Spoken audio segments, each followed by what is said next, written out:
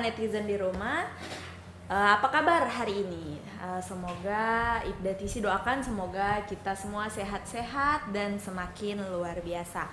Oke, podcast kali ini kita bakal ngebahas mengenai pengamanan operasi Mantap Praja 2020 di tengah masa pandemi COVID-19.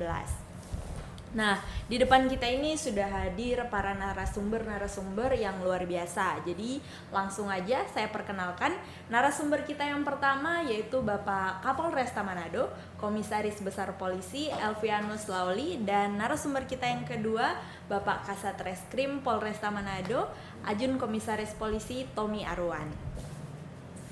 Nah, baik, pada kesempatan kali ini kita masuk pada acara di mana kita akan membahas mengenai yang namanya pengamanan operasi Mantap Praja 2020. Nah, tapi sebelum itu jangan lupa untuk tinggalkan jejak di kanal YouTube kita ini, yaitu dengan like, comment, and subscribe. Nah, info aja nih sebelum kita masuk pada pembahasan. Di sini kita sebelumnya sudah wajib mencuci tangan ya Pak sekalian. Ya, jadi kita mencuci tangan, kemudian memiliki hand sanitizer juga, dan tentunya menggunakan masker. Jadi tetap kita menerapkan yang namanya protokol kesehatan. Nah, sebelum kita masuk studio ini juga kita sudah termogan. Jadi untuk puji Tuhan untuk suhu tubuh kita Pak di bawah 38 derajat ya Pak ya. Ya. Nah, baik, kita lanjut. Jadi saya nih sudah punya 100 pertanyaan nih Pak. Kira-kira mampu nggak nih Pak? Boleh dicicil nggak ya Pak? Bercanda Pak ya. Jadi kita hanya punya beberapa pertanyaan ya netizen di rumah. Jadi nggak sampai 100 pertanyaan lah. Baik, kita langsung aja Pak. Kita masuk pada pertanyaan yang pertama ya Pak. Saya langsung aja nanya ke narasumber kita yang pertama, Bapak Kapolresta Manado. Nah Pak, terkait pemilu kada nih, bagaimana saja nih kesiapan dari Polresta Manado dalam menghadapi Pilgub dan Pilwako tahun 2020 ini? Bisa dijelaskan mungkin Pak? Baik, terima kasih Ibda Tisi yang sudah memberikan pertanyaan kepada saya. Ya. Dan saya akan menjawab bahwa saat ini kita khususnya Polresta Manado sedang melaksanakan operasi Mantap Praja Samrat 2020. Operasi ini bertujuan adalah untuk mengamankan pemilihan gubernur dan wakil gubernur Sulawesi Utara serta pemilihan wali kota dan wakil wali kota Manado. Dalam sebuah operasi tentunya kami dari kepolisian mempunyai rencana operasi, dan di situ semua apa yang akan kami lakukan, rencana-rencana kegiatannya itu sudah kami masukkan di dalam rencana operasi itu yang dengan nomor Renop 65 8 Romawi operasi 1320 atau 2020. Kemudian operasi ini dimulai dengan adanya surat telegram Kapolda Sulut, yaitu nomor surat telegram 149 9 Romawi operasi 13/2020 per tanggal 9 September 2020, yaitu tentang berlakunya operasi kepolisian kewilayahan dengan sandi Mantap Praja Samrat 2020. Dalam operasi ini kita melibatkan kurang lebih 2/3 personil, ya 2/3 dari jumlah personil Polresta Manado. Dan kegiatan ini dilakukan kurang lebih 108 hari, yaitu mulai dari tanggal 4 September sampai dengan 26 Desember nantinya.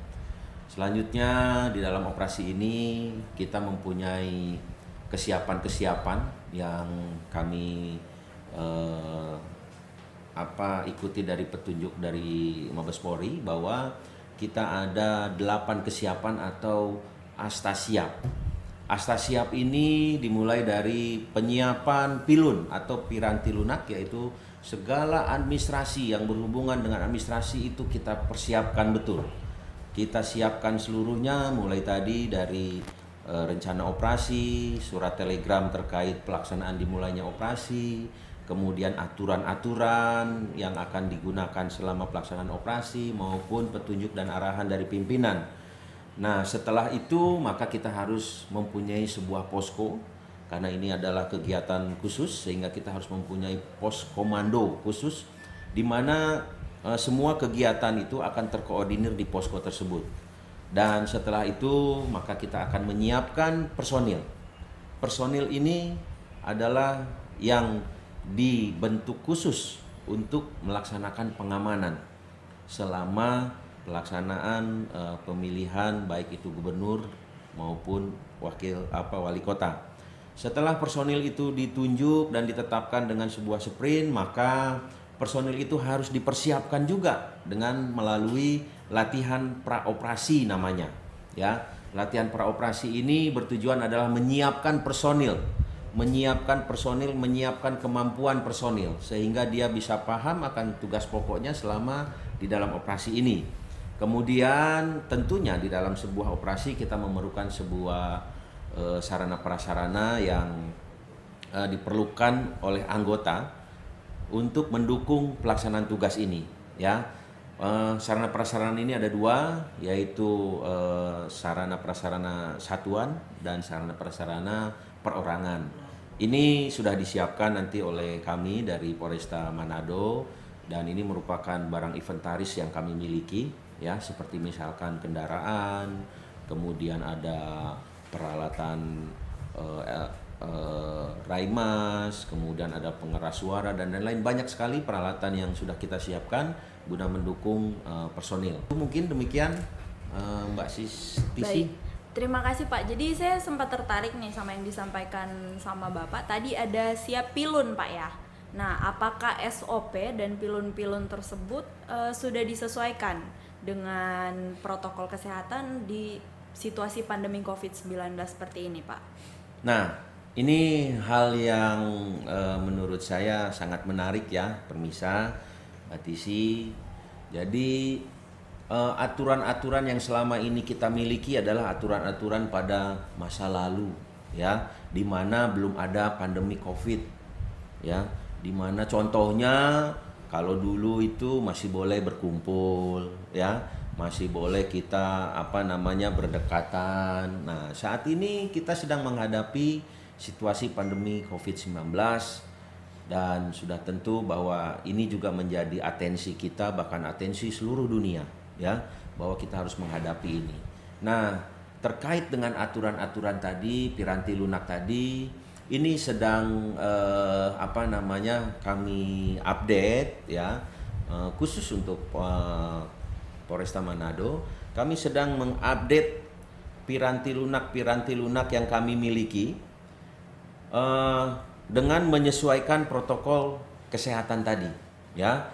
Sebagai contoh, misalkan pada saat kami harus melakukan latihan praoperasi, mungkin kita kemarin banyak melakukan latihan praoperasinya di lapangan dengan mengumpulkan banyak massa, mengumpulkan banyak anggota. Nah, saat ini kita mengurangi pertemuan itu dengan melakukan pertemuan-pertemuan secara virtual, ya, menggunakan teknologi yang ada. Nah, ini juga menjadi sebuah bahan pemikiran kami, bahkan mungkin pemikiran daripada level pimpinan bahwa piranti lunak yang ada, yang terdahulu yang ada ini perlu kita update, ya, perlu kita kembangkan atau perlu kita sesuaikan dengan situasi pandemi COVID-19. Namun demikian, secara umum kami dari Polresta Manado sudah banyak membuat SOP perubahan atau SOP yang disesuaikan dengan COVID-19. Begitu, Visi. Oh, baik Pak. Jadi kalau dari yang Bapak omongkan tadi, apakah ada perbedaan Pak tugas yang diemban anggota pada masa pandemi COVID-19 ini dengan tahun-tahun sebelumnya, Pak? Ya, jadi salah satu yang menjadi perbedaan yang sangat signifikan. Jadi kalau dulu kita banyak melakukan pelibatan atau pengumpulan anggota Polri dalam suatu daerah, ya, dalam suatu tempat pengamanan. Nah, untuk saat ini kita akan optimalkan penggunaan alat-alat, ya. Kita akan gunakan penggunaan alat-alat. Misalkan seperti kita akan membuat banyak barikade, ya. Kita akan membuat barikade. Kalau dulu barikadenya manusia, itu anggota Polri. Sekarang kita membuat barikadenya menggunakan alat, mungkin seperti misalkan barikade kawat berduri, barier, itu akan kita pasang di beberapa tempat. Dan misalkan kita menggunakan juga tenaga hewan K9 yang kita miliki, ya. Jadi dengan harapan apabila ada yang ingin mengganggu, K9 itu kita majukan, ya. Kemudian juga mungkin kita akan lebih banyak menggunakan gas air mata kalau memang itu harus dilakukan, sehingga tidak terjadi pertemuan antara anggota dan pelaku atau perusuh yang ingin mengacaukan kegiatan pesta demokrasi ini. Nah Pak, saya punya pertanyaan selanjutnya nih. Apakah tahapan pilkada ini di masa pandemi COVID-19 ini wajib menerapkan protokol kesehatan? Nah, seperti yang tadi sudah saya tanya ke Bapak Kapolresta, misalnya nih Pak, di lapangan didapati masyarakat tidak menggunakan masker ataupun suhu tubuhnya di atas 38 derajat. Apakah itu mempengaruhi Pak untuk hak suara dari masyarakat tersebut? Gimana dari Pak Kasat Reskrim sendiri? Baik, jadi memang situasi kondisi pandemi COVID-19 ini memang memacu kita untuk merubah segala sesuatunya terkait dengan protokol-protokol atau SOP-SOP dalam pelaksanaan tahapan-tahapan pilkada. Ya tentunya ini sudah direspon cepat dari KPU dengan menerbitkan peraturan KPU nomor 6 tahun 2020 tentang pelaksanaan pemilihan gubernur, wakil gubernur, bupati, wakil bupati, wali kota, wakil wali kota dalam situasi bencana non alam yaitu pandemi COVID-19. Nah, dalam peraturan KPU ini yang sangat ditegaskan adalah bahwa setiap pelaksanaan daripada tahapan pilkada, baik itu yang dilaksanakan oleh penyelenggara dalam hal ini KPU, Bawaslu selaku pengawas, TNI Polri selaku pengaman maupun masyarakat selaku peserta pemilu itu wajib hukumnya untuk mematuhi protokol kesehatan. Nah, terkait tadi yang disampaikan oleh Ibda Tisi, misalnya di lapangan dalam tahapan-tahapan ini ditemukan baik itu mungkin peserta pemilu dari parpol maupun masyarakat yang tidak mematuhi protokol kesehatan, misalnya tidak memakai masker, itu dari pihak pengawas maupun dari pengaman TNI Polri itu wajib pertama harus langsung menegur. Yang kedua, setelah ditegur ya tentunya dia harus segera melaksanakan protokolnya, yaitu yang tadi nggak pakai masker harus menggunakan masker. Ya, nah jika dia nggak bawa masker ya dia harus kembali. Nah, mudah-mudahan petugas-petugas juga udah ada punya cadangan lah masker di itu perlu itu yang harus disiapkan gitu. Harus ada cadangan masker ya dari panitianya ya. Ya, utamanya pada saat nanti pemilihan.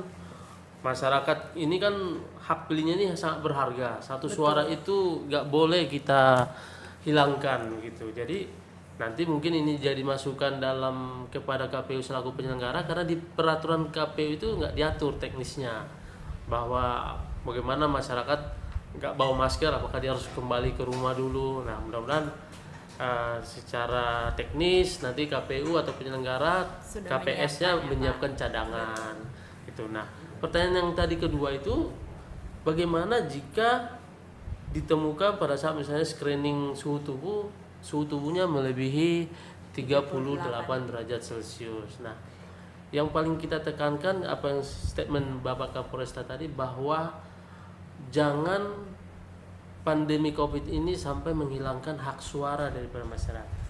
Nah, bagaimana cara mengatasinya? Itu tadi, jikalau peraturan KPU-nya sudah dilaksanakan bahwa semua tahapan itu sesuai dengan protokol kesehatan, tentunya kita nggak perlu khawatir lagi bahwa jikalau suhu tubuhnya di atas 38 derajat, masyarakat tersebut tetap memiliki hak untuk melakukan pencoblosan, tentunya dengan tadi physical distancing sudah dijaga, tidak akan terjadi penularan daripada COVID-19 ini. Dia juga pakai masker dan masyarakat diwajibkan dua untuk pemilih ya, dia wajib pakai masker, yang kedua dia wajib pakai sarung tangan, handscoon.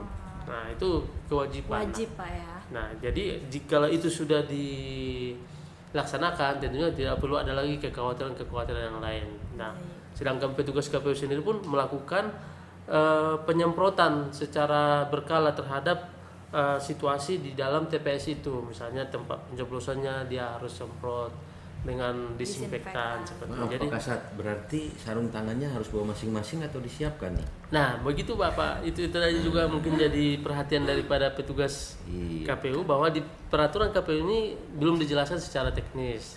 Cuma memang cuma diwajibkan masyarakat membawa masker dan pakai Menggunakan handscoon. handscoon Sarung yang tangan. sekali pakai. Baik. Nah, mudah-mudahan masyarakat dengan sosialisasi tidak membuat masyarakat kagok, dan dari rumah masyarakat udah Sudah tahu. menyiapkan ya, Pak, ya. Intinya sih sosialisasi Bapak sehingga masyarakat langsung tahu dari rumah, karena nanti kalau disiapkan semua tentunya anggaran dari KPU juga pasti terbatas. Betul, betul. Nah, begitu Pak. Baik, terima kasih banyak Pak. Jadi untuk Pak Kasat Reskrim saya punya pertanyaan terakhir nih Pak. Bagaimana penegakan disiplin penerapan protokol kesehatan dalam setiap tahapan pemilihan? Itu penegakannya apa tuh Pak? Kalau misalnya didapati kayak yang saya sampaikan tadi ke Bapak, hanya peneguran atau ada apa lagi Pak? Baik, ya. Jadi memang ada dalam peraturan KPU itu sudah diatur tentang bahwa tahapan pelaksanaan pemilu ini dilakukan dengan sesuai dengan protokol COVID-19. Cuma memang ada kekurangan yang nggak diatur, yaitu tentang sanksi. Sanksi tidak diatur secara tegas terhadap yang melanggar-melanggar. Tapi tentunya kita tidak habis akal dalam hal ini. Polri selaku garda terdepan juga dalam rangka penegakan disiplin pelaksanaan protokol kesehatan, bahwasanya dalam kondisi pelaksanaan tahapan-tahapan pilkada kita akan senantiasa berkoordinasi dengan Bawaslu. Dalam hal ini Bawaslu memberikan teguran kepada peserta pemilu, baik itu mungkin dari parpol ataupun masa pendukung, jikalau dari mereka tidak mematuhi protokol kesehatan COVID-19, oleh dari Bawaslu akan melakukan teguran secara lisan. Nah, nanti kalau teguran itu tidak diindahkan oleh peserta pemilu, yaitu parpol maupun simpatisannya, nanti kita akan maju Polri. Nanti kita Polri akan menerapkan aturan-aturan terkait dengan misalnya pasal 212 KUHP, di mana masyarakat yang tidak melaksanakan perintah untuk membubarkan diri dalam berkerumun, yang tidak menjaga physical distance misalnya begitu, kita bisa maju di situ. Polri bisa masuk melalui undang-undang di luar undang-undang pemilihan. Dia bisa undang-undang karantina kesehatan, bisa undang-undang wabah penyakit menular, dan juga undang-undang aturan-aturan yang tertuang dalam KUHP. Nanti di situ kita bisa berperan. Jadi harapan kita masyarakat secara sadar maupun peserta-peserta kontestan pemilihan ini secara sadar, dari mulai partai-partai politik menghimbau kepada kadernya, memang sekarang situasinya harus prihatin, sehingga dari sejak awal dari rumah ataupun posko pemenangan mereka semua sudah memakai APD, alat pelindungan diri, terutama masker maupun Sarung tangan Pak ya. bawa ini Hand tentunya sanitizer. hand sanitizer. Betul, Ini paling betul. penting ini. Betul. Betul. Bapak Jadi demikian. Kapolres sama Kasat Reskrim aja selalu bawa Pak ya. Bawa ini. Senjata kedua. Betul Pak. Jadi ini jadi contoh nih buat para netizen di rumah. Nah, narasumber aja nih kemana-mana bawa yang namanya hand sanitizer, selalu Bukan cuma menggunakan bawa masker pistol ya, lagi. Pak. Ya, betul Pak ya. Jadi nggak cuma bawa pistol Pak ya, polisi. Pakai masker, jangan lupa masker. Betul. Baik, terima kasih banyak narasumber kita yang luar Ya. biasa pada siang hari ini. Sebelum ini usai, saya mau minta closing statement dari Bapak Kapolres terlebih dahulu. Silakan Pak. Ya, sebagai closing statement saya mengajak kita, mari kita berpesta demokrasi dengan cara yang damai, ya. Berbeda pilihan boleh, tetapi tetap kita bersaudara. Kemudian yang kedua, dikaitkan dengan pandemi saat ini, pesta demokrasi harus berjalan, protokol kesehatan pun harus berjalan. Semoga kita semua diberikan perlindungan sehingga sehat selalu. Salam damai, Manado sehat. Wah, luar biasa. Baik, terima kasih Pak Kapolres, sungguh luar biasa closing statement dari Pak Kapolres. Kita lanjut untuk closing statement dari Bapak Kasat Reskrim. Netizen sekalian, satu-satunya cara saat ini untuk memutus rantai penyebaran COVID-19 adalah dengan disiplin. Disiplin melaksanakan 3M. Mencuci tangan atau memakai hand sanitizer, memakai masker, dan juga tetap jaga jarak. Mudah-mudahan COVID-19 segera berakhir. Amin. Terima kasih. Luar biasa. Baik, terima kasih Bapak Kapolres, Bapak Kasat Reskrim untuk masukan-masukan serta yang sudah disampaikan. Semoga apa yang kita bicarakan ini tersampaikan kepada masyarakat dan dimengerti oleh masyarakat. Baik, dari saya sendiri semoga kita senantiasa sehat selalu dan semoga kita senantiasa dalam lindungan Tuhan dalam melaksanakan aktivitas kita di luar rumah. Baik, untuk segmen-segmen selanjutnya masih ada ya. Ini belum berakhir Pak. Siapa tahu kita bertemu lagi Pak. Boleh, Jadi boleh. bagi para netizen di rumah yang ingin request, silahkan komen di channel YouTube kita ini. Nah, terima kasih. Saya Ibda Tisi pamit. Salam damai dan salam sehat.